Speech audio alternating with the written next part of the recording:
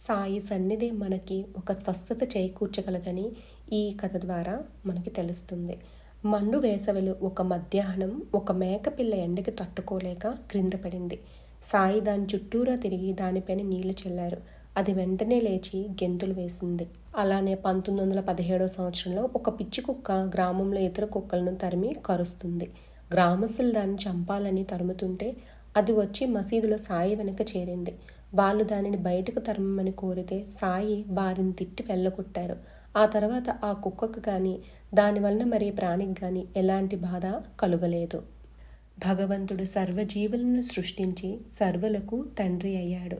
తానే పంచభూతాలై తన నుండి జీవులందరికీ దేహాలు పోషణ ఇచ్చి తల్లి అయ్యాడు.